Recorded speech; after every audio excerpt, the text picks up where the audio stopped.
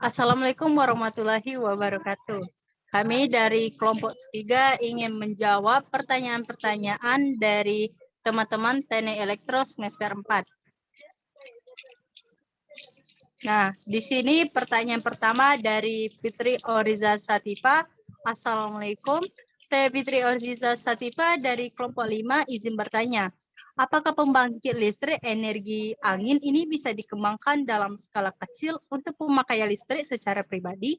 Jika bisa, bagaimana dan apa saja komponennya dibutuhkan? Terima kasih.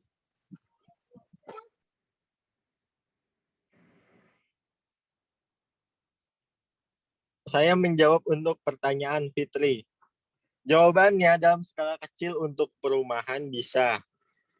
Dan komponennya sama saja, cuma tidak ada transformator. Next. Oke, pertanyaan kedua dari Dela Sapitri. Assalamualaikum, saya dari kelompok 8 izin bertanya, apakah pembangunan PLTB hanya dapat dilakukan di darat saja?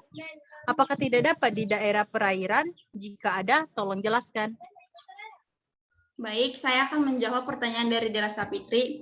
Adapun PLTB atau pembangkit tenaga bayu ini dapat dibangun atau diterapkan di daerah perairan, misalnya di daerah laut. Itu ntar disebutnya PLTB terapung. PLTB terapung di laut ini pertama kali ada di negara Denmark. Dan hingga saat ini PLTB terapung yang tercanggih itu ada di Inggris, London, dengan jumlah turbin yaitu 175 buah turbin. Dengan kedalaman 200 kaki atau 225 kaki. Terima kasih. Oke, pertanyaan berikutnya dari Ramadipa. Saya Muhammad Ramadipa Wahyudi dari kelompok biomasa ingin bertanya, kira-kira berapa watt energi yang bisa dihasilkan dari pembangkit listrik tenaga angin?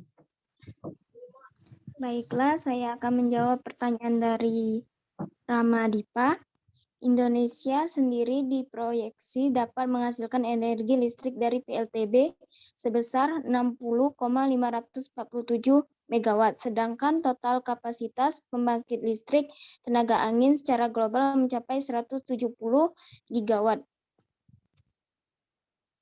Terima kasih. Oke, pertanyaan berikutnya dari Gina Sasalbila.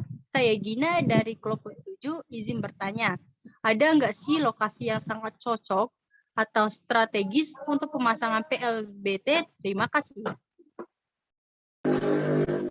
Oke, sebelumnya terima kasih atas pertanyaan dari Gina. Saya akan menjawab pertanyaannya. Tentu ada di dataran tinggi, di mana kecepatan di perairan juga seperti di laut. Intinya pemasangan PLTB ini cocok di tempat yang kecepatan anginnya besar. Mungkin itu saja jawabannya.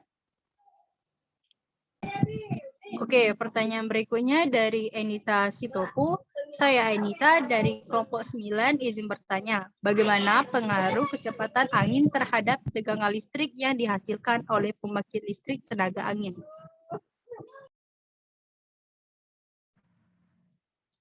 Oke, saya menjawab pertanyaan Enita. Hasil percobaan yang didapatkan bahwa kecepatan angin berpengaruh terhadap energi listrik yang dihasilkan oleh generator. Semakin tinggi kecepatan angin, semakin cepat turbin angin berputar dan menghasilkan tegangan dan arus yang lebih besar.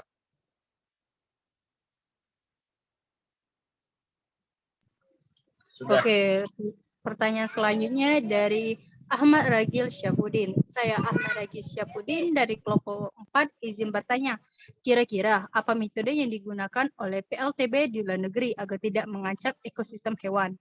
Contohnya adalah PLTB di Yorkshire, Inggris dengan PLTB lepas pantainya yang membentang seluas 407 km. Baik, saya akan menjawab dari pertanyaan Ahmad Ragil Syafudin. Untuk pemasangan PLBT ini kita kan melihat kondisi yang tepat kita buat pembangun kincir angin tersebut. Kan di sana kan misalnya tadi ada di pantai ataupun di tebing seperti itu. Karena kita lihat dulu kondisinya apakah sering terjadi lewatnya hewan di lahan sana atau tidak.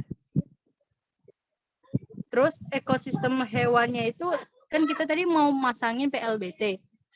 Itu tergantung ininya lahannya sih. Kan kalau ada banyak hewan yang ibaratkan udah udah meluas di sana, misalnya udah ibaratkan seperti hutan yang terbentang apa gimana, itu bisa terancam untuk merusak PLBT tersebut. Jadi kalau mau pasang PLTB itu harus yang ekosistemnya itu jauh dari ekosistem hewannya. Dan contohnya tadi seperti di Inggris yang di pantai itu kan jauh dari permukiman hewan itu tersebut. Untuk pertanyaan selanjutnya dari Tampan Laskar. Assalamualaikum, kami kelompok 2 ingin bertanya apa fungsi generator pada komponen PLTB. Terima kasih. Baiklah, saya akan menjawab pertanyaan dari Tampan Laskar Muhammad. Fungsi generator adalah mengubah energi gerak oleh rotor menjadi energi listrik. Dan ini sudah dijelaskan di video tadi. Oke, sekarang ada pertanyaan dari Muhammad Zidan Regi Permana. Assalamualaikum, saya Muhammad Zidan Regi Permana, perwakilan dari kelompok 7. Izin bertanya, apakah PLTB bisa tetap digunakan apabila kondisi lingkungan sekitar minim akan angin akibat cuaca yang biasanya normal atau terjadinya kerusakan pada baling-baling? Adakah solusi ketika terjadi hal tersebut? Baiklah, saya akan menjawab. Kondisi lingkungan sekitar minim akan akibat cuaca yang biasanya normal atau terjadi kerusakan pada baling-baling. Nah, di sini kan tadi PLBT itu kan untuk biaya pembangunnya itu besar. Untuk terjadi kerusakan itu harus ibaratkan untuk memperbaikinya itu harus biaya yang sangat mahal. Nah, untuk yang kondisi lingkungan atau cuaca, nah jika tidak ada angin maka energi tidak dapat dihasilkan. Berikutnya dari Muhammad Rifki. Assalamualaikum, saya dari perwakilan kelompok 10 ingin bertanya. Untuk diameter baling-baling dan tinggi tiang rata-rata yang digunakan untuk penggunaan PLTB ini sekitar berapa ya? Terima kasih. Baiklah, ada anggota saya akan menjawab. Siapa kira-kira? Baik, saya akan menjawab pertanyaan dari Ariski Rahman. Untuk diameter baling-baling atau disebut dengan blade atau mata pisau baling-baling itu berukuran dengan panjang 63 meter, dengan lebarnya kurang lebih 5 meter, dan dengan berat total sekitar 80 ton. Dan materi ini sudah kita sampaikan tadi di video, mohon ditonton kembali videonya jika kurang jelas. Nah, di sini kami jelaskan lagi PLBT ini konversi angin, di mana kita memanfaatkan angin ini menjadi energi listrik. Nah, untuk tadi yang kita sudah dijelaskan, di Indonesia kan sudah ada di Sulawesi, di mana di atas bukit. Nah, di atas bukit itu kan ibaratnya jauh dari permukiman warga dan jarang juga terjadi lintasnya hewan. Nah, di situ udah ibaratnya udah direncanain untuk kedepannya. Jadi ke teman-teman, kalau kurang jelas, lihat lagi videonya ya. Terima kasih. Saya akhiri. Wassalamualaikum warahmatullahi wabarakatuh.